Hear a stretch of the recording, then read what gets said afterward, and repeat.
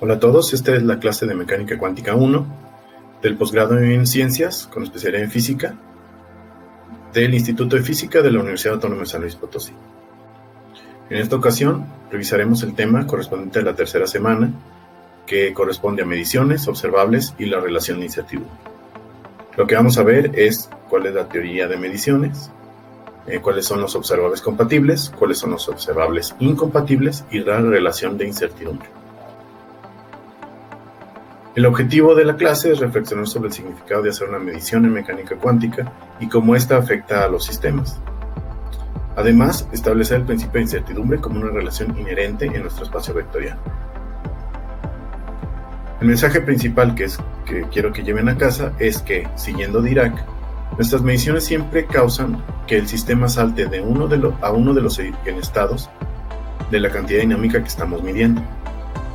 Las mediciones en mecánica cuántica se visualizan como filtros que seleccionan eigenestados específicos de un observable. La probabilidad de obtención de cierta medición depende del proceso de medición.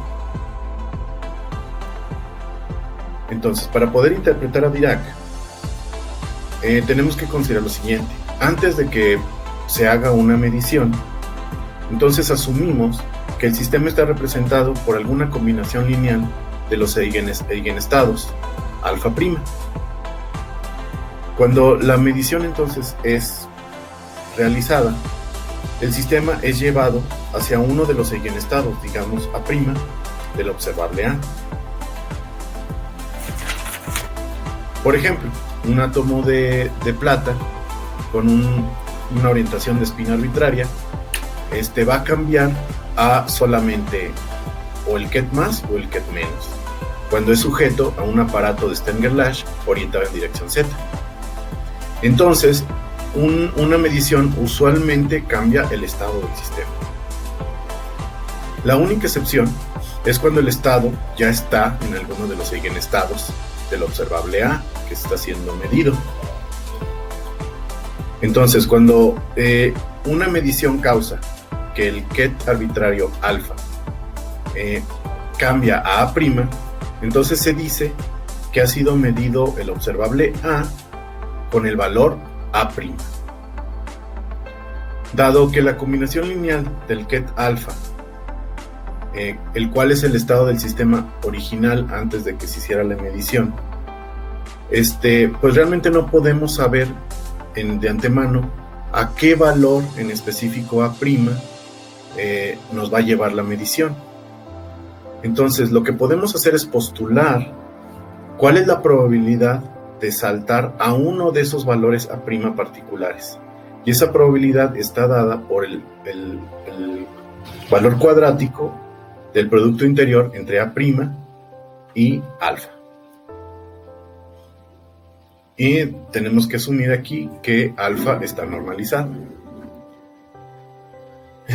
A pesar de que estamos hablando de un sistema físico individual, para determinar la probabilidad de manera empírica, necesitaríamos entonces considerar un gran número de mediciones hechas en el ensamble de sistemas idénticamente preparados, todos caracterizados por el mismo ket alfa. En tal ensamble se conoce como el ensamble puro. Nuestra interpretación probabilística del producto interior al cuadrado es uno de los postulados fundamentales de la mecánica cuántica. Suponga que el ket de estado es A', una vez que se hizo la medición. Entonces, de acuerdo a nuestra suposición acerca de la probabilidad, la probabilidad de tener un resultado con una medición con A', pues tiene que ser 1, ¿verdad? Porque pues ya lo habíamos seleccionado. Entonces, si la medición se hace otra vez, lo único que podemos obtener ahora es A'. Entonces, si nos interesamos ahora en la probabilidad de que el sistema caracterizado por A' caiga ahora en el eigenket Ab', que es diferente a A', entonces esa probabilidad necesariamente tiene que dar 0, dado la condición de ortogonalidad entre los diferentes eigenestados. Entonces, desde el punto de vista de la teoría de mediciones, kets ortogonales corresponden a alternativas mutuamente excluyentes. Por ejemplo, si un sistema de spin un medio está en el ket más, entonces no puede estar en el ket menos de manera certera. Entonces, las probabilidades de estar en cualquiera de todos los estados o eigenestados, pues tienen que ser 1, ¿no? Por una condición de normalización de probabilidad. Definimos el valor esperado de A, tomando con respecto al ket alfa, como la ecuación que está hasta arriba. En esta ecuación, pues es una definición, sin embargo, tiene que ver con lo que nosotros entendemos intuitivamente como valor medio medido de un observable, porque se puede escribir como un promedio en teoría de probabilidad. Es muy importante no confundir los eigenvalores con los valores esperados. Por ejemplo, el valor esperado de SZ, del operador SZ, para los sistemas de spin un medio, puede asumir cualquier valor entre menos h barra entre 2 y más h barra entre 2. Por ejemplo, 0.273 h barra. Sin embargo, los eigenvalores de SZ solamente pueden asumir dos valores, h barra entre 2 y menos h barra entre 2. Para clarificar mucho mejor el concepto de medición en mecánica cuántica, vamos a introducir el concepto de medición selectiva o filtrado. Vamos a imaginar un proceso de medición en el que el dispositivo selecciona solamente uno de los eigenkets del observable A, digamos A', y rechaza todos los demás, como se muestra en la figura. Matemáticamente, nosotros podemos decir que este tipo de mediciones selectivas simplemente corresponden a aplicar el operador de proyección lambda que definimos en la clase pasada. Entonces, una medición equivale a aplicar este operador. Antes de seguir con nuestra discusión general, vamos a ejemplificar un poquito lo que hemos visto con el sistema de spin un medio. Entonces, vamos a discutir un poquito los experimentos secuenciales de Stern-Gerlach y los vamos a combinar con los postulados que hemos estudiado de la mecánica cuántica. Por lo pronto va a ser suficiente con determinar solamente los eigenkets del operador SX y los eigenkets del operador SY, así como construir los operadores SX y SY por sí mismos. Primero vamos a recordar que cuando un rayo con SX más es hecho pasar a través de un aparato del tipo de Stern-Gerlach, pero con dirección Z, entonces el rayo se divide en dos componentes con igual intensidad. Esto significa que la probabilidad de que SX, que el estado SX más sea llevado al ket SZ más o menos, es de un medio. Entonces se cumple la relación que está hasta arriba a la izquierda. De ahí podemos entonces construir el ket SX más, como se muestra en la figura en la ecuación de arriba a la derecha, donde delta 1 va a ser real. Al escribir la ecuación anterior, usamos el hecho de que esta fase, delta 1, pues realmente no es importante, y de hecho la vamos a determinar más adelante. Entonces, como SX debe ser ortogonal a SX menos, pues porque estos dos estados deben ser mutuamente excluyentes, podemos usar la condición de ortogonalidad para construir el eigenket SY. Aplicando entonces la condición de ortogonalidad, obtenemos la ecuación que está a la derecha.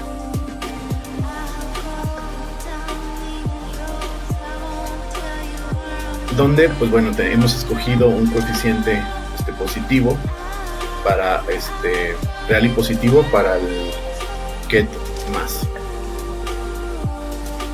Ahora con esto podemos construir los operadores SX y SY.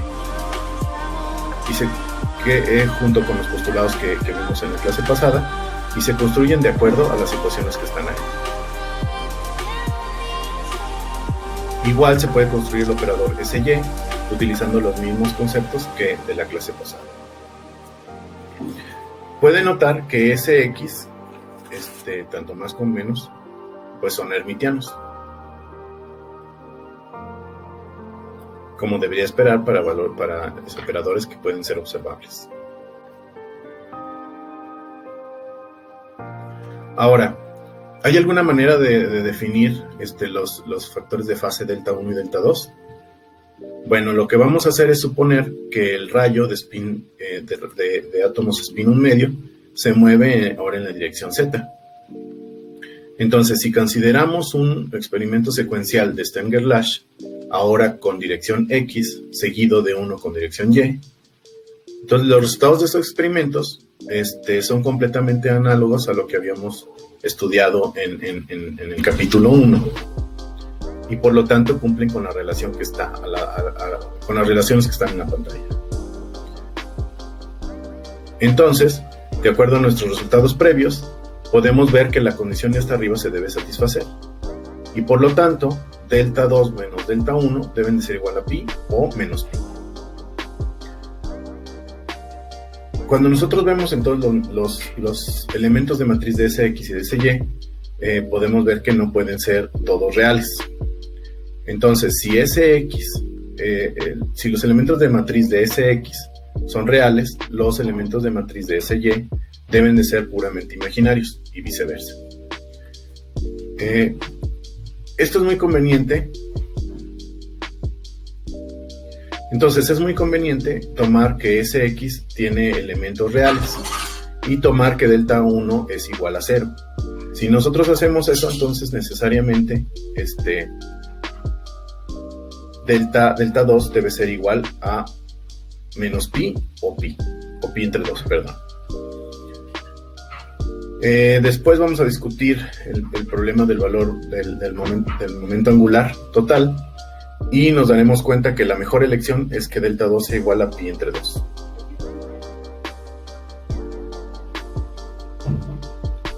Entonces, hagamos un resumen de lo que llevamos hasta ahora. El ket SX más, pues se puede escribir como una combinación lineal de los kets SZ más y SZ menos. Igual el ket SY más menos se puede escribir como una combinación lineal de estos dos kets. Los operadores SX y SY también tienen que ver con los operadores de proyección de los sistemas más y menos. También podemos ver ahora que los operadores que habíamos definido el capítulo pasado, S más y S menos, se pueden escribir como combinaciones lineales de los operadores SX y SY. También podemos ver que estos operadores satisfacen las propiedades de que el conmutador definido con la ecuación de la izquierda cumple con esa relación, donde ese epsilon significa que vale 1 para epsilon 1, 2, 3 o cualquier permutación cíclica de los índices, y vale menos 1 para 2, 1, 3 y cualquier permutación cíclica de los índices, y que es 0 cuando dos índices son iguales. De igual manera podemos definir el anticonmutador de acuerdo a la definición que está a la derecha, como 1 medio de h barra cuadrada por la delta de IJ. Estas combinaciones, estas relaciones de conmutación, de hecho, pueden ser reconocidas como simples realizaciones de las reglas de conmutación del momento angular. Sin embargo, la regla de anticonmutación no es una propiedad especial de los sistemas de spin medio. También podemos definir el operador S.S o S cuadrado, como está definido en la pantalla. Debido a la relación de anticonmutación de los operadores que ya vimos, entonces los eigenvalores de este operador más bien el operador es simplemente proporcional al operador identidad. Y por supuesto veremos que conmuta con los otros operadores SX, SY y SZ.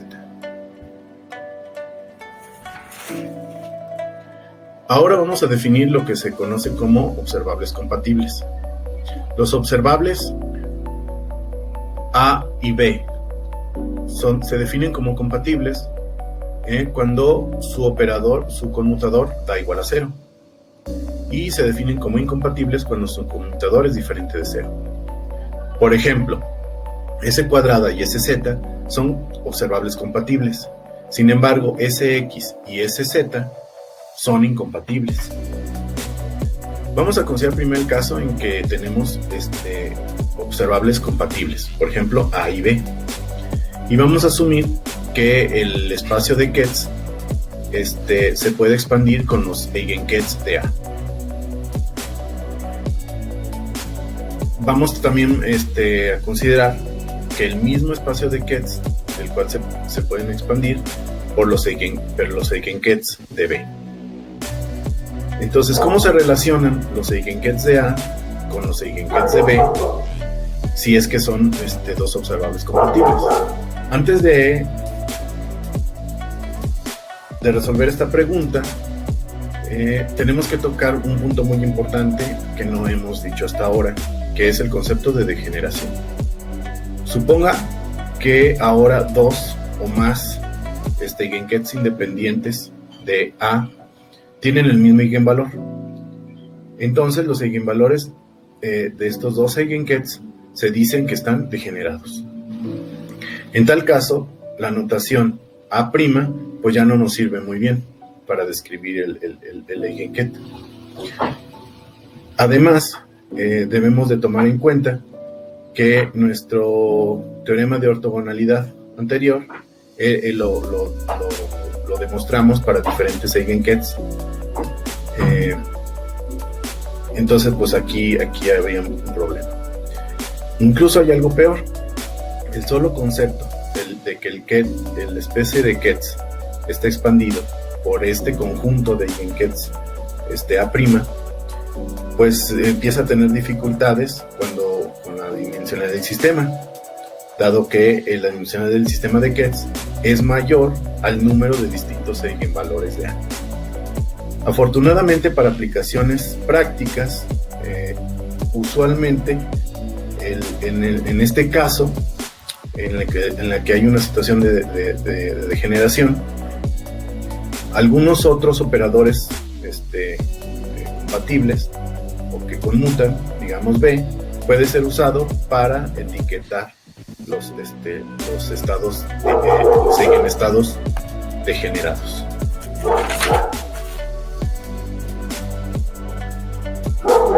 Entonces, para empezar a estudiar las cosas, vamos a enunciar y demostrar el siguiente teorema.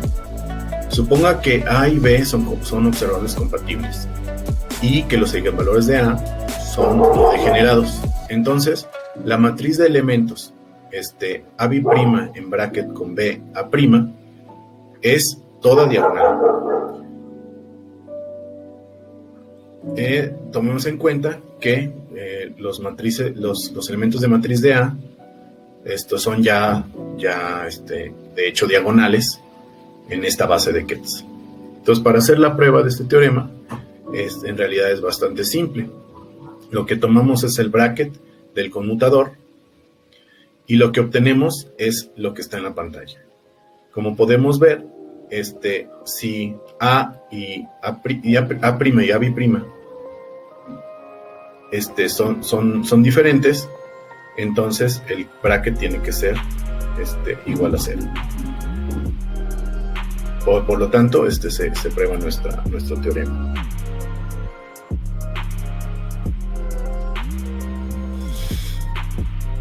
Entonces, nosotros podemos escribir los elementos de matriz de B de la siguiente manera, como una matriz diagonal, donde entonces ambas matrices A y B pueden ser representadas como diagonales en el mismo espacio de Ketz. Usando las relaciones previas, podemos escribir la siguiente forma para los elementos de matriz. Suponga entonces que los operadores actúa en un eigenket de A. Entonces lo que vamos a ver es que también son eigenkets de B. Entonces, si dos operadores conmutan, lo que quiere decir es que comparten el mismo conjunto de eigenkets con diferentes eigenvalores, por supuesto. Y ese valor del eigenvalor, valga la redundancia, de B va a ser B' y está dado por la ecuación que está hasta arriba a la derecha. El ket A' es entonces simultáneo al eigenket de A y de B.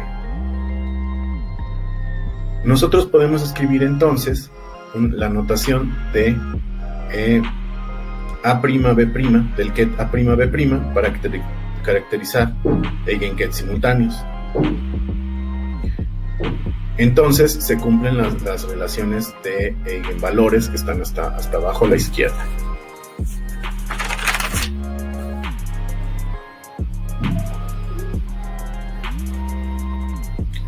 Entonces, cuando no hay degeneración, esta notación pues es superflua, ¿no? O sea, no se necesita. Pero entonces la notación A'B' es mucho más poderosa cuando existe degeneración. Por ejemplo, con el operador L cuadrada y LZ se usan las etiquetas L y ML. De hecho, muchas veces se utiliza un índice común o colectivo, K', por ejemplo, que se usa para definir ambos estados, ¿no? Y entonces en ese caso podemos utilizar ket K' como equivalente al ket A'B'. Nosotros obviamente podemos generalizar la situación cuando hay más de dos observables mutuamente compatibles, ¿sí? Como por ejemplo en donde conmutan A y B, conmutan B y C, conmutan A y C, etc.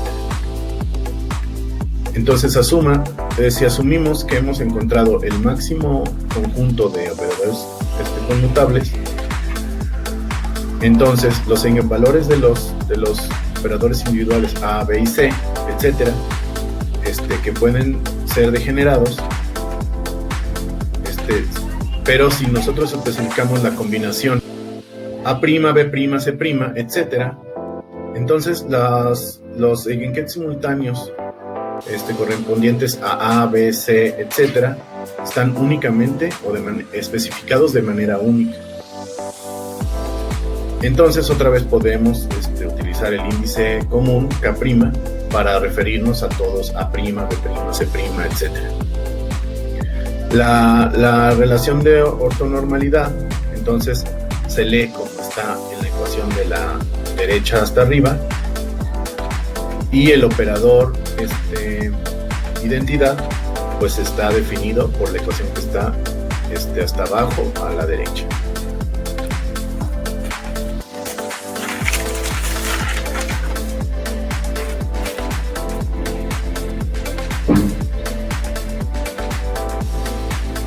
Entonces, ahora vamos a considerar una medición de A y de B cuando son observables compatibles. Suponga que primero medimos A y después obtenemos el resultado A'. Subsecuentemente, entonces vamos a medir B y vamos a obtener el resultado B'. Finalmente, nosotros medimos A otra vez. Entonces, ¿qué es lo que vamos a obtener? Bueno, lo que sigue de esa medición es que en la tercera medición lo que vamos a obtener es otra vez A' con toda certeza, ¿sí? Porque al final de cuentas son todos eigenvalores de esos observables. Entonces, esto funciona igual para sistemas degenerados o no degenerados.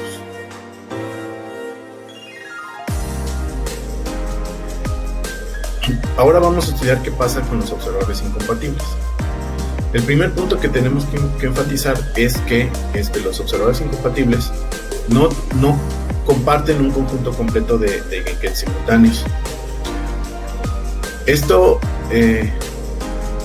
muestra que lo anterior también que lo contrario también es verdad. Claramente, entonces, si yo aplico varias veces los dos operadores, pues lo que obtengo es que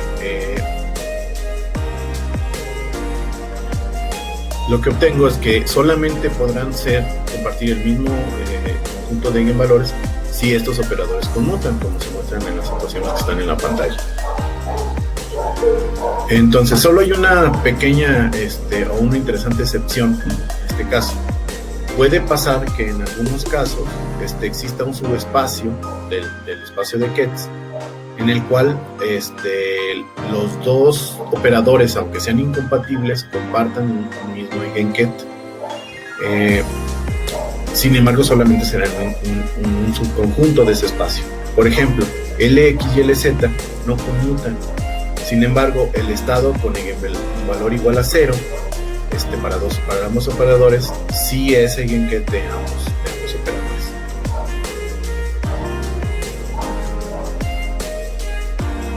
Ahora, entonces, vamos a hacer una discusión un poco más general de los experimentos de Stern-Gerlach. Consideremos entonces la situación de medición que se muestra en la figura. Entonces, el primer filtro A selecciona solamente algún valor particular de A' y rechaza todos los demás. El segundo B filtra solo un valor particular de B' y rechaza todos los demás. Y el tercero C solamente considera un valor C' y rechaza todos los demás. Si estamos interesados entonces en la probabilidad de obtener C', debido a las probabilidades debido a que las probabilidades son multiplicativas, pues obtenemos la ecuación que está en medio en la pantalla. Ahora, si sumamos sobre todos los posibles valores de B' para obtener la probabilidad total, sobre todas las posibles rutas, entonces la suma o la probabilidad nos da la ecuación que está hasta abajo. Entonces, esa probabilidad es la que corresponde a ese proceso de medición. Ahora, vamos a comparar con un caso diferente, con un arreglo diferente, en donde el filtro de B es retirado. En ese caso, entonces, la probabilidad se calcula simplemente como el producto interior entre C' y A'. En ese caso, obtenemos la ecuación que está hasta abajo. Si recuerdan de la diapositiva pasada, las probabilidades pues son diferentes. Esto es un punto crucial, debido a que cambia mucho si no tenemos el filtro B. Eso quiere decir que pues realmente nuestras mediciones pues afectan el resultado. Entonces, bajo esas condiciones, ¿cuándo se logra que sean iguales? Pues bueno, el único caso es en el que los operadores sean compatibles, es decir, en que conmuten.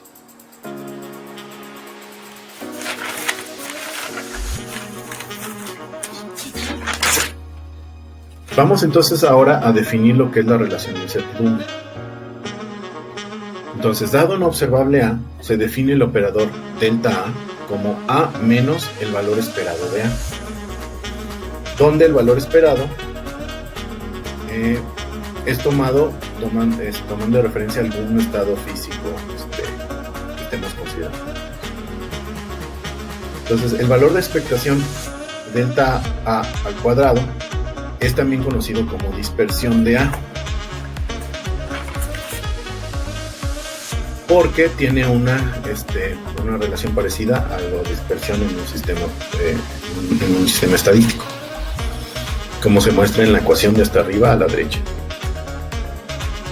A veces también se le conoce como varianza o desviación cuadrática media para esta misma cantidad. Claramente la dispersión se hace cero cuando el estado en cuestión es un eigenestado de la operadora. Por ejemplo, para SZ+, el estado, entonces la dispersión de Sx cuadrada menos Sx valor medio al cuadrado es igual a h barra entre 4.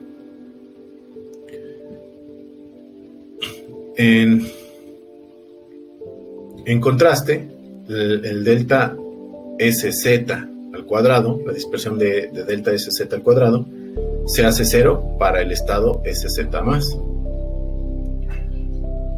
Ahora vamos a establecer la relación de incertidumbre, la cual es una generalización del principio más conocido de incertidumbre de la posición y el momento. Sea A y B dos observables. Entonces, cualquier estado en el que tengamos la siguiente inecuación se satisface. Ahora, para probar esta relación de incertidumbre, pues tenemos que prepararnos con algunas matemáticas adicionales. Entonces, primero vamos a presentar el lema 111, que se conoce como inecuación de Schwartz, que está establecida por la ecuación 1.454. Esta es análoga a esta misma inecualidad de Schwartz en el espacio euclidiano. Para probarla, notemos primero que podemos construir el producto interior que está hasta abajo a la izquierda. Ahora podemos notar que si esa lambda que está ahí la escribimos como esa combinación de productos interiores, beta por alfa y beta por beta, entonces inmediatamente se cumple la desigualdad.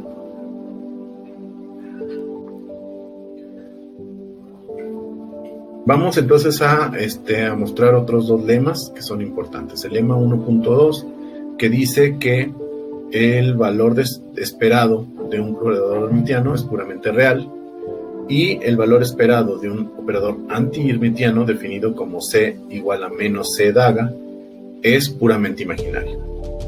El libro declara que las pruebas son triviales, y realmente sí lo son. Entonces les voy a encargar que ustedes traten de hacerlas utilizando las relaciones y las definiciones de los operadores hermitianos.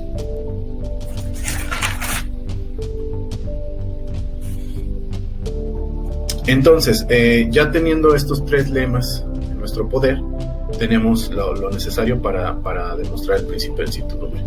Entonces, usando el lema 1 y tomando en cuenta que los kets alfa y beta se pueden escribir como están especificados en la pantalla, y donde usamos ket vacío para enfatizar que puede ser cualquier ket que consideremos, entonces obtenemos la relación entre valores entre valores esperados de delta A y delta B, utilizando la inecuación de Schwartz, donde los operadores delta A y delta B son hermitianos. Ahora, para evaluar el lado derecho de esa ecuación, vamos a ver que el producto de delta A por delta B se puede escribir también como un medio del conmutador de delta A por delta B más un medio del anticonmutador de delta A por delta B. Ahora, podemos darnos cuenta que el conmutador de delta A y delta B pues es igual al conmutador de A y B, el cual es claramente anti-hermitiano, ¿sí? Como se demuestra en la ecuación al medio a la derecha. En contraste, el anticonmutador es hermitiano, ¿sí? Como se muestra en la ecuación que está ahí en la pantalla. Entonces podemos ver que el valor esperado de delta A por delta B es igual a un medio por el valor esperado del conmutador, que es puramente imaginario, más un medio del valor esperado del anticonmutador, que es puramente real.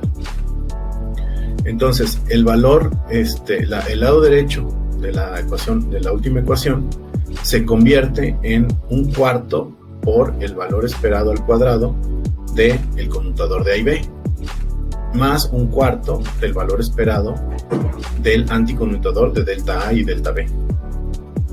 Eso lo único que nos dice es que la desigualdad es cierta, ya que el segundo término es un término positivo y solamente va a ser cero cuando este término se haga cero. Es decir, la inigualdad del principio de certidumbre solo va a ser cero cuando este término se haga cero, lo cual es lo que queríamos probar. Entonces, lo que estamos diciendo con con esta demostración es que el principio de certidumbre es una propiedad inherente al espacio vectorial que estamos trabajando. Digamos que no tuvimos que asumirlo, tuvimos que asumir otras cosas como la probabilidad o la interpretación probabilística de los Kets o la existencia de este espacio de estados. Sin embargo, el principio de certidumbre es una propiedad que existe en este espacio y que no es que es simplemente por la forma en cómo estamos representando los estados cuánticos. Entonces, para terminar, vamos a hacer un resumen de esta clase. Las mediciones de las cantidades cuánticas se seleccionan en las mediciones de tal manera que solamente obtenemos los eigenestados particulares de ese observable. El proceso mismo de medición condiciona los resultados de la probabilidad de obtener cierto valor. Los observables compatibles conmutan entre sí y comparten la misma base de eigenkets, y los observables incompatibles no conmutan y no comparten los mismos eigenkets. Ahora existe una relación de incertidumbre entre los operadores que son incompatibles. Muy bien, con esto entonces terminamos esta tercera clase o esta clase de la tercera semana. Cualquier duda o aclaración, por favor, háganoslo saber a mi correo electrónico. Y que espero que estén muy bien. Hasta luego.